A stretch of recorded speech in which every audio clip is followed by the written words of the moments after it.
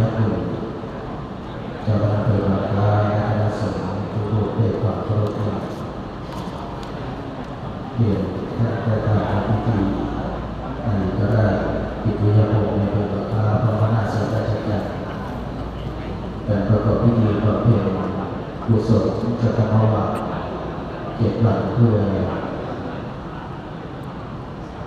อุทิศถวายเป็นพระราชกุศลแด่สมเด็จพระนางเจ้าสิริกิติ์พระบรมราชินีนาถพระบรมราชชนนีพันปีหลวง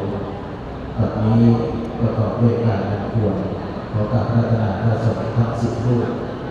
ได้เป็นประจำในงานสนสงฆ์ในงานพิธีขอการพัฒนาได้ของพระครับประธานเข้าไปคุณระบบก่อนปุ๊บคุณระบบทานเขาเข้าไป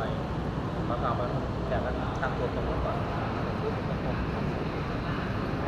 คณะสงฆ์ทั้ง10 รูปประกอบไปด้วยท่านพระครูสุภัทรพิมลเจ้าคณะอำเภอของจุฬเจ้าว่าการประเจ็ดท่านพระครูสุภาจารโสภิเจ้าคณะตำบลประเจ็ดเจ้าว่าวัดในคูนามท่านพระครูเกษมจุลเกียรติเจ้าว่าวัดปากน้ำท่านพระครูประหลัดพงศักดิ์จตุปโมเจ้าว่าวัดโพไซท่านครูประหลัดนักวัดจันทศรีโลเจ้าว่าวัดสมเด็จได้พระมหาพิจารณาวรรณวโรวัดในปักลาท่านพระมหาชัยวินิจนันท์